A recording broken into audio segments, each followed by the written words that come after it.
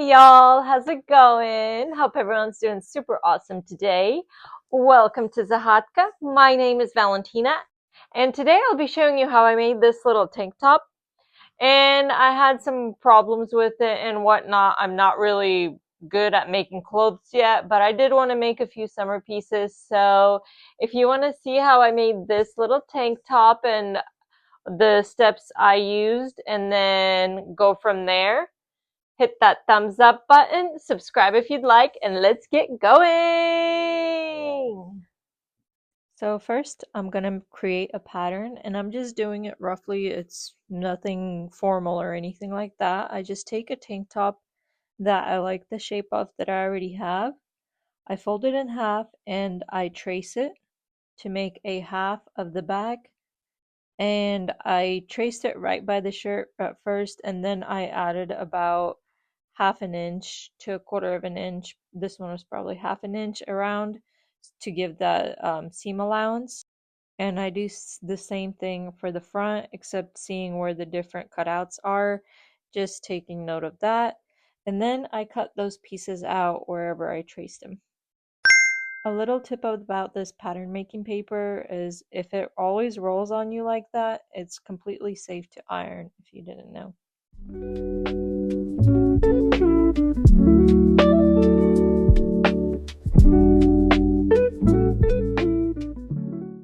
Now that I have my pattern, it's time to cut the fabric, and I was going to use this beautiful dusty blue, one of my favorite colors, but I didn't have enough fabric either way. So I'm going to have to create something different with that, and I went with this green with a florally pattern on it, and I fold it. So make sure there's a fold because you're going to need that in your shirt, because your pattern is a half of a shirt and you have to lay it on a fold so it makes it a full back and a full front. And you just cut it out right by wherever your paper is. I pin it down and I cut it out.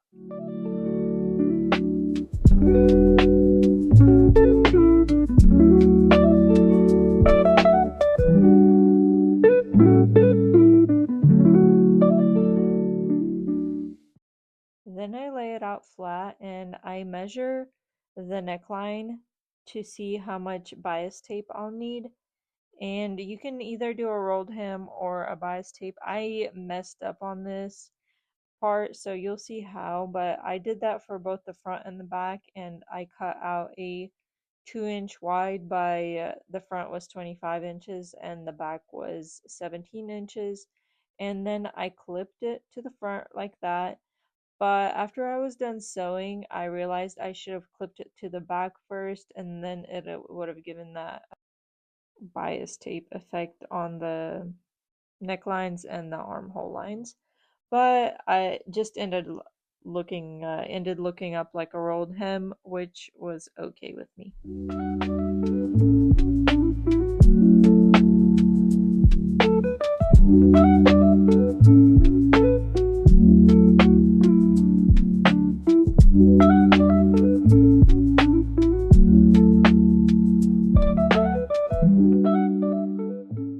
So after I attached it to both the front and the back of the shirt, I just rolled it inside itself, so it just looks like a little rolled hem, and it gives it more stability, I guess, to where the necklines are.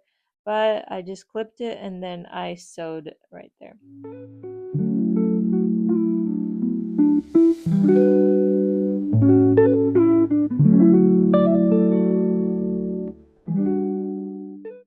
And I did end up sewing 2 lines on the bias right there around the neckline, just in the back. Also, a little tip, if you don't want your curves to bunch and fold out nicely, make little cuts like that along your seam. Just right up to the where your stitching is, just don't cut the stitching. Just make a few little cuts and it'll make the curves not bunch up. Next, I'm attaching the front to the back together by the sleeves, and I just clip them together and sew across just like that. And then I also sew 2 little lines on each side to keep that seam down and to give it a more textured effect. After the straps are attached, it's time to attach the 2 sides together. So I just clip them together and sew along the sides. And another quick tip is you want to make sure whenever your fabric is stretchy to pull on it while you're sewing so it doesn't bunch up after it's done sewing. So just tug on it, not too tightly, but just pull on it slightly so it doesn't have a bunched effect whenever you're done. And here I'm also doing the rolled hem for the armholes, and I very roughly, it wasn't the best looking, but and I didn't even really need to use those clips, but I just did that because this was my first time doing this with the stretchy fabric. I've never worked with stretchy fabric before.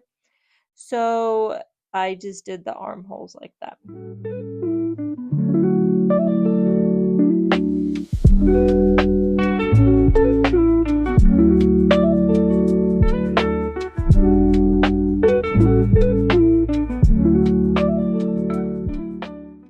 Also, if you don't have a serger, a zigzag stitch will sew down your seams perfectly, especially for stretchy fabric. It is recommended to use.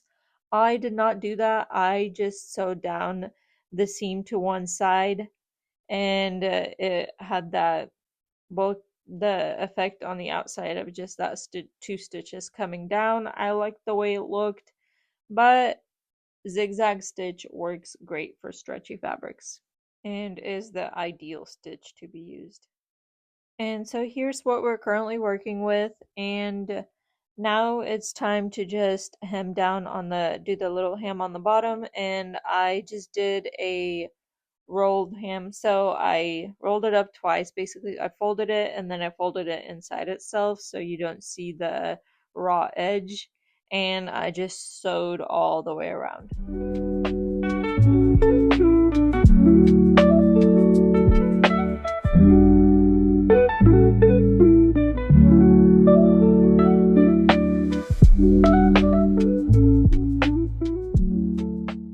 Now I did want to add another fun little touch is the scrunch effect in the front.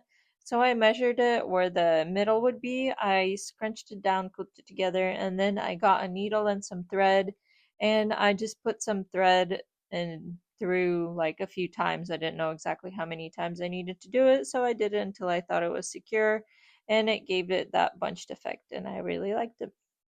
And hopefully now you have the idea of how to make a little stretchy tank top. And before this video ends, I did just want to say a big thank you for taking the time to watch and letting me be a part of your day. If you did find this fun or useful, please consider liking, subscribing, sharing, and all that good stuff that helps me out. I would really appreciate it. Let me know down below what you're trying to make for summer. If you're trying to make any pieces of clothing or anything like that. If you're going to try to make this, let me know. And I hope to see y'all again next time. Bye!